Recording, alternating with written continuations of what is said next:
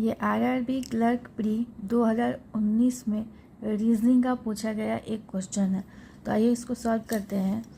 क्या दिया है कि 7 people ABCDEFG are sitting around a circular table in which 3 people are facing outside and 4 people of them facing inside the circle। यहाँ से यहाँ तक क्या इन्फॉर्मेशन दिया है कि 7 लोग हैं जो कि एक सर्कुलर टेबल में बैठे हुए हैं, जिसमें से 3 लोग जो हैं वो आउटसाइड फेस कर रहे हैं और 4 लोग जो है वो इनसाइड फेस कर रहे हैं। ठीक है, तो ये सिटिंग अरेंजमेंट का क्वेश्चन है। उसके बाद क्या दिया है, उसके बाद आपका क्वेश्चन दिया है। तो पहले हम लोग इतना पढ़कर समझ में आ गया कि ये सिटिंग अरेंजमेंट का क्वेश्चन है, सर्कुलर टेबल पे पर्सन बैठे हैं। तो हम लोग पहले यहाँ पे सर्कल बना लेते हैं। ठीक है, सर्कल बना लेते हैं। कितने पर्सन है? 7 पर्सन। तो 1 2 3 4 5 6 7। अब हम यहाँ पे फेसिंग नहीं बनाएंगे, क्योंकि क्या बोला है कि 3 लोग जो है वो आउटसाइड फेस कर रहे हैं और 4 लोग जो है वो इनसाइड फेस कर रहे हैं। ठीक है, इसीलिए हम नहीं बना सकते हैं, क्योंकि कौन कहाँ फेस कर रहा नहीं पता है। ठीक है, आगे का इन्फॉर्मेशन पढ़कर पहले हिंट बना लेते हैं। क्या दिया है कि only 3 people sit between A and G who is facing outside. क्या दिया है कि 3 लोग जो है वो ए और जी के बीच में बैठे हैं और जी का फेसिंग जो है वो क्या है? आउटसाइड है। तो यहाँ पे हिंट बना लेंगे कि ए और जी के बीच में कितने लोग बैठे हैं? 3 लोग, और जी का फेसिंग आउटसाइड है। देखिए, अपने सुविधा के लिए मैं तो आउटसाइड को साउथ डायरेक्शन से डिनोट करती हूँ। मैं ऐसे साउथ डायरेक्शन कर देती हूँ तो मुझे समझ में आ जाता है कि जी का फेसिंग क्या है? आउटसाइड है।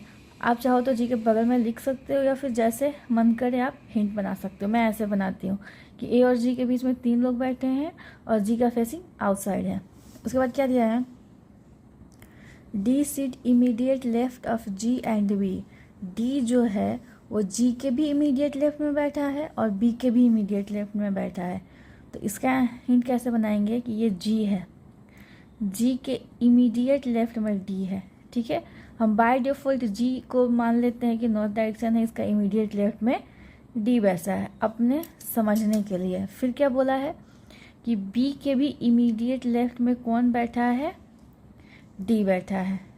ठीक है, उसके बाद क्या दिया है कि the neighbour of E facing same direction. ठीक है, ई के जो नेबर हैं दोनों, ठीक है, दोनों नेबर जो है ओ ई के, वो क्या कर रहे हैं? सेम डायरेक्शन में फेस कर रहे हैं। ठीक है, मैंने डायरेक्शन के लिए डी लिख दिया।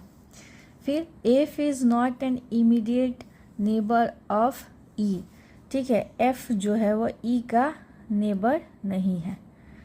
ठीक है, फिर क्या दिया है? But both are facing same direction. लेकिन ई और एफ जो है वो क्या कर रहे हैं? सेम डायरेक्शन में फेस कर रहे हैं। S same D for direction.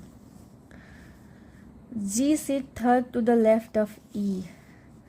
जी जो है वो ई के थर्ड लेफ्ट में बैठा है। ठीक है, ये हमारा क्वेश्चन है। बस इतना ही क्वेश्चन है, हम इसको बना लेंगे। अब बार बार हमको क्वेश्चन पे नहीं जाना है।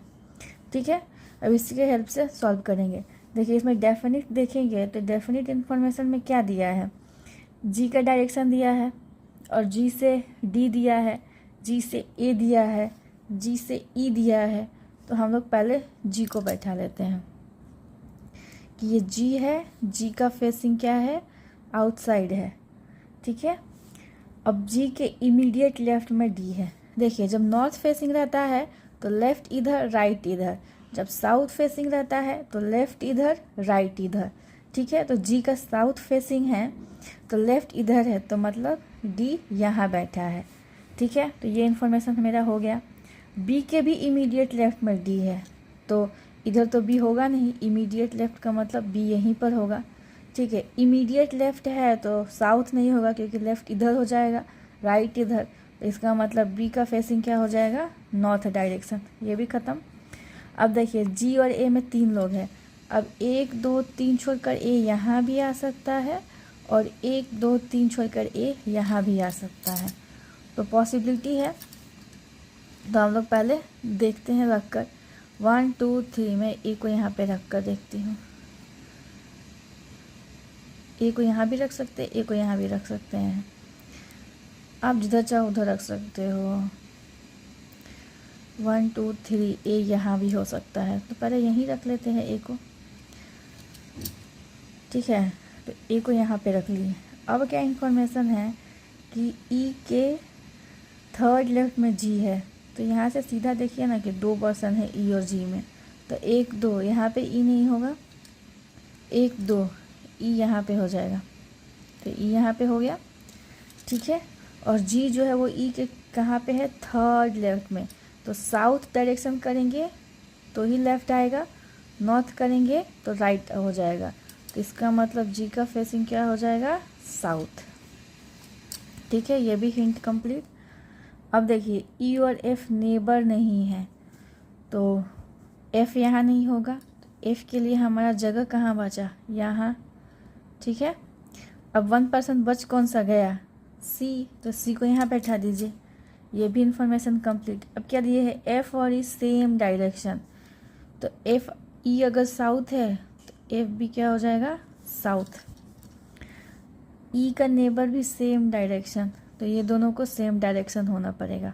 अब देखिए क्या दिया था हम लोग का यहाँ पे कि 3% जो है वो आउटसाइड फेस करेंगे और 4 इनसाइड। अब ई के नेबर को अगर हम साउथ कर देते हैं तो 4 लोग साउथ फेसिंग हो जाएगा।